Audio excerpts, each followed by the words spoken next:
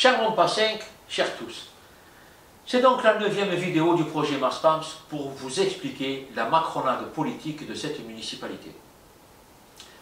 Le projet Maspams n'est pas la fin de l'idéologie wokiste de cette municipalité, parce que pour justifier les débordements financiers du projet Maspams 2024, cette municipalité envisage d'investir encore dans des allées piétonnes dites écolo.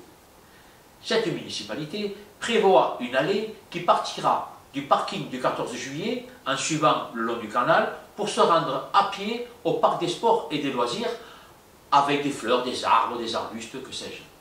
Parce qu'en l'état, on n'accède pas au parc comme il faut, voyez-vous. Il paraîtrait que les accès ne sont pas convenables. Ils envisagent aussi de planter encore des fleurs et des arbres à entretenir sans eau dans l'allée piétonne qui va de la place de la Poste à la rue Arago. Alors, je ne sais pas combien de personnes empruntent cette allée et je n'ai aucune idée sur le réel profit de cet investissement pour la ville. Mais il m'est évident, et je ne parle que pour moi à mon nom, que ces deux investissements seront surévalués pour récupérer de l'argent et continuer de financer le projet Maspams. Ces deux investissements ne servent à rien, tout comme le projet Maspams. Cette municipalité nous fait du Macron. C'est-à-dire qu'elle surendette la ville pour que la seule issue possible, la seule continuité possible, ne soit qu'elle. Ce surendettement écarte tous les éventuels candidats à la ville parce qu'une ville surendettée n'intéresse plus personne. C'est ce que j'appelle une macronade. Et là aussi, en matière d'inspiration politique, j'ai connu mieux. Et personnellement, la politique de Macron, basée sur l'emprunt et le surendettement, ne m'inspire rien de bon. Comprenez que tous les candidats ont une vision pour leur ville, avec des projets de modernisation des infrastructures.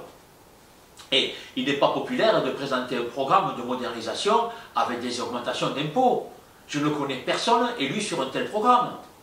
Alors, si on doit être candidat pour une ville surendettée, dont on ne peut faire que de la gestion administrative, autant postuler au service comptabilité et vous obtiendrez toute satisfaction. Nul besoin d'assumer les responsabilités de maire pour ça. Voilà pourquoi je dis que le projet Maspams fige Monpa tel qu'il est pour de nombreuses années. Et ce, malgré ça, il est évident que vous n'échapperez pas à des augmentations d'impôts. Ce projet Maspams est un projet pour les dingos. C'est un projet mégalo qui ne sert que pour marquer son mandat. On veut laisser une empreinte de son passage. Alors là, pour sûr, oui, vu le montant de la dette à venir, on ne les oubliera pas. Je vous le dis et je le répète, cette municipalité n'a aucune vision pour la ville. Elle n'a aucun projet, elle n'a que l'ambition d'elle-même. Son seul objectif est de surendetter la ville pour écarter tout adversaire politique. Parce que sans adversaire politique, elle est sûre d'être reconduite et pour plusieurs mandats. C'est là sa seule et unique ambition. Ne vous y trompez pas. Cher Monpa 5, encore une fois, je pense que l'urgence est ailleurs et que Monpa a de gros besoins de restructuration pour son avenir. Et je demande la suspension de cet investissement pour qu'il fasse l'objet d'une proposition de campagne lors des municipales 2026. C'est la raison démocratique qui l'exige. C'est à vous seul, cher Monpa 5, de décider où se situent vos besoins et où est l'avenir de notre ville. La municipalité consulte les entreprises pour démarrer les travaux le plus rapidement possible. Alors, signez la pétition pour suspendre cet investissement en cliquant sur le lien ci-dessous. Partagez cette information autour de vous, partagez le lien par SMS, Messenger, WhatsApp, mais partagez pour que la démocratie puisse exiger la clarté sur cet investissement. En attendant la prochaine vidéo, cher Monpa 5, je vous dis à bientôt.